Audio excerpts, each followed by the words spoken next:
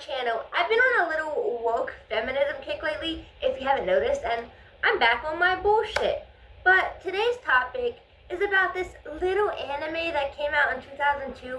It's so underground and niche that I doubt you've ever heard of it. It's called Naruto, and it's gonna blow up. Just trust me. Just like, remember me next time you hear that name. Kishimoto is bad at writing female characters. It's a statement I've heard or seen constantly throughout the internet. He's actually said it himself before as well, but it's just not accurate though. He isn't particularly bad at writing female characters, he just doesn't care. And it seems like an excuse to not state the real reason, and the real reason is just that. He never gave a shit about the female characters and wrote them to be love interests from the start. In all honesty, it really shouldn't be that hard to write a female character since he can clearly write some good male characters. You could change almost every single male character into a female and it would not change your plot in any way. Naruto is an action manga, yet it seemed like he spent more time trying to have romance instead of just allowing the women to fight.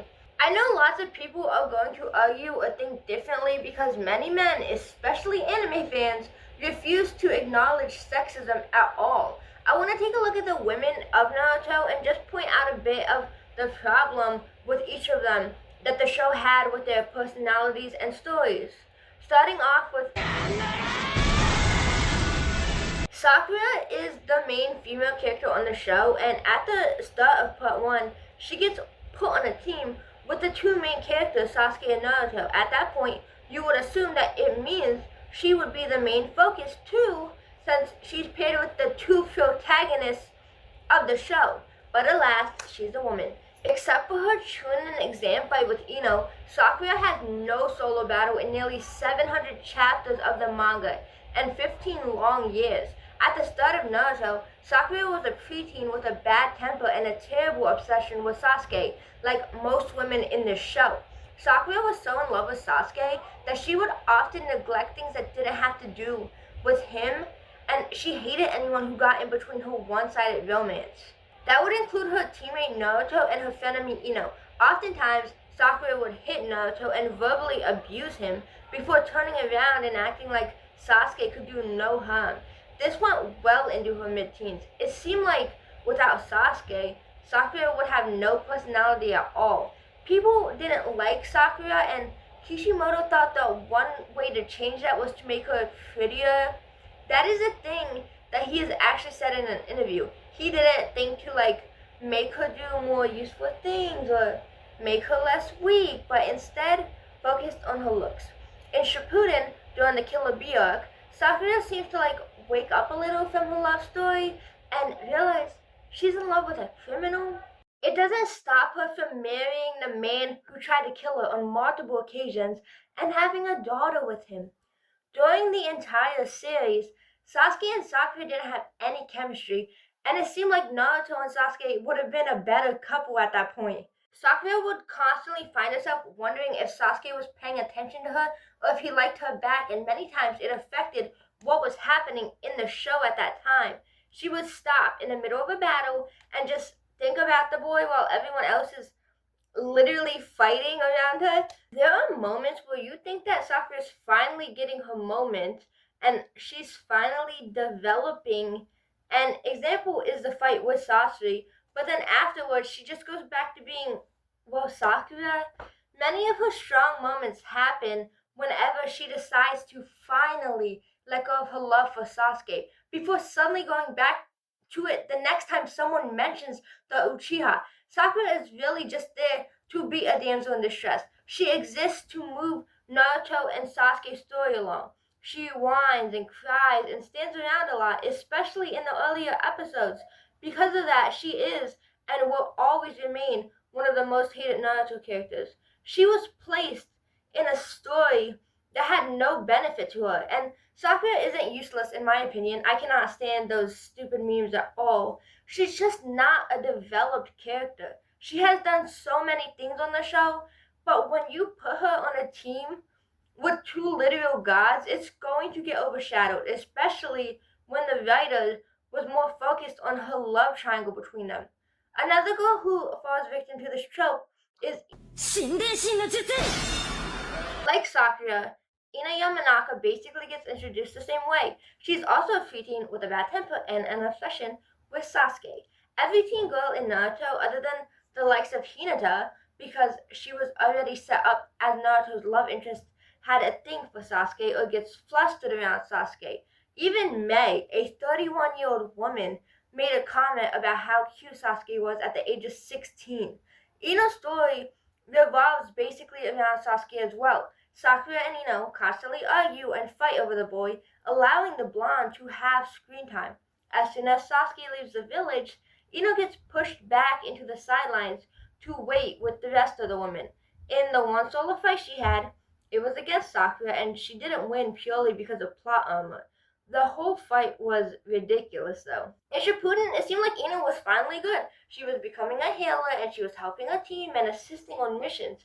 There was a scene where she wanted to get with Sai because he reminded everyone of Sasuke, but it was the only time she really mentioned a boy.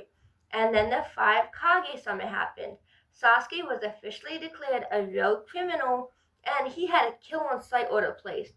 That set Ino's development back more than she had ever gone forward. She was crying over this guy who she hasn't seen since she was 13 years old and hadn't had any bond or relationship with him. Shikamaru even made a comment about how if Sasuke was killed, Ino would avenge him. Why would she do something that's stupid and illogical? Because she had a crush on an edgy preteen Sasuke who was now a criminal and had assumptively killed the brother of the Raikage and joined the Akatsuki. During her dream under Obito and Madara, the one life she wanted most had to do with relationships. Sai and Sasuke were fighting over her, despite once again Ino not seeing Sasuke since they were 13.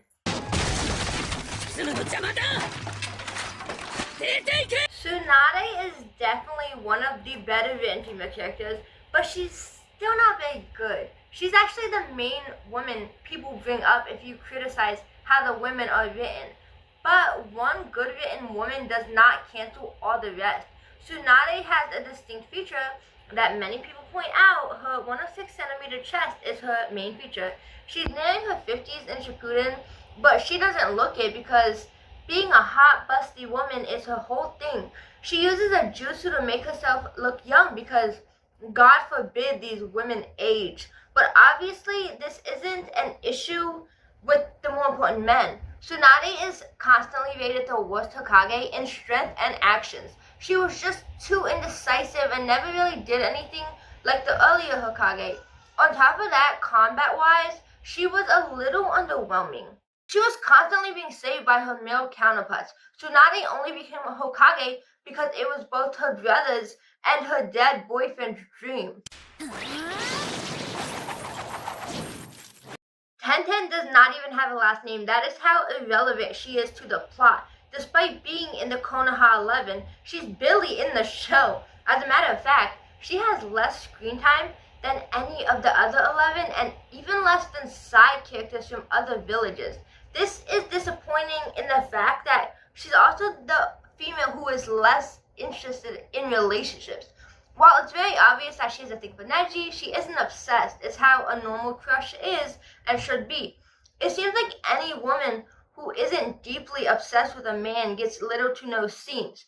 Tenten isn't a badly written character in terms of feminism, but I'm including her for one reason, her screen time. Tenten was 17 in Shippuden, and the rest of the females on the Konoha 11 were 16. I mention that because she's the only one who seems like a teenager, and she's painted as a teenager. I'm all for women empowerment. Women can wear whatever they want. But this is an anime that a grown-ass man wrote and designed. Tenten is the only teenager who doesn't have a very prominent sexy design. She doesn't have her thighs exposed or a busty rack or a design that makes her body the main view. Tenten wasn't in the show to flirt with Sasuke or to make her male teammates frustrated or annoyed. She was in the show to be a weapons master. Except it's never really shown. It seemed like she hyped up her teammates' skills more than showing her actual skill. Tenten had like 2 fights, and one of them is categorized as one of the worst fights in the entire show. The other was off screen and she got completely bodied.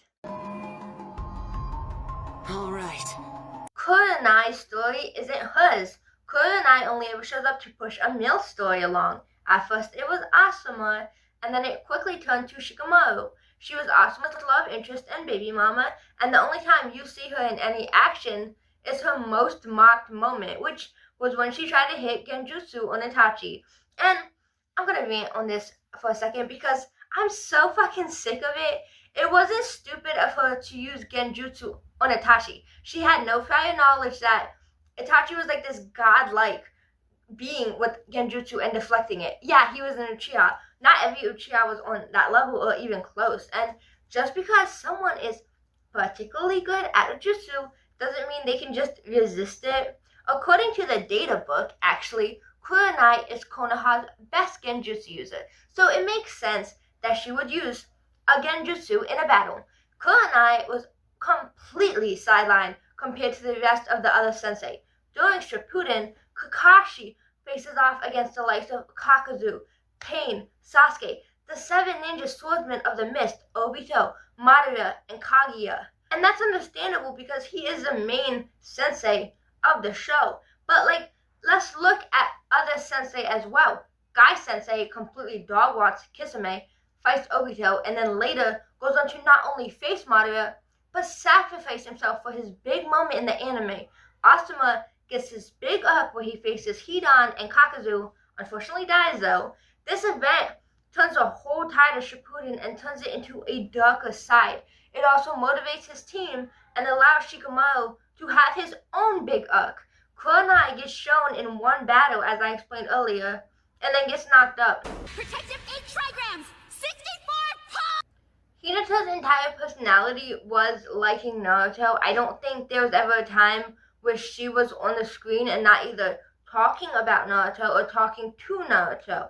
She couldn't even hold a conversation with him without feigning mid-sentence. Even when Naruto left for a couple years and they had no contact with each other, she was still stalkerish and in love with him. She was set up to be his wife in the beginning, and her character goes back to the sexism in Japan. She's the perfect future wife. She's quiet and obedient, and her one goal is to be with Naruto. It's a common trait in Naruto where the female characters love their friends, but romance always comes first. During the written exams, because she was so in love with Naruto, she risks giving him the answers despite the fact it could totally disqualify her whole team. During the Chunin fights, while her teammate was on a stretcher in the background, she instead gives the medicine to Naruto. When she faced her basically slave cousin, she's more focused on Naruto than what her cousin is saying to her. She wants to win to impress her crush and show him that she's strong instead of showing herself that she's strong, because it's obvious she doesn't believe it. Hinata wanted so badly to break this shy, weak-caring personality that she had, but she never did. Her one major moment during Shippuden was when she jumped in front of Naruto during the pain arc, and even then, she got her shit rocked and needed a man to come in and save her. A trope that happens way too much during the show. After Neji literally dies to protect her, she's more focused on how big and strong Naruto's hand is.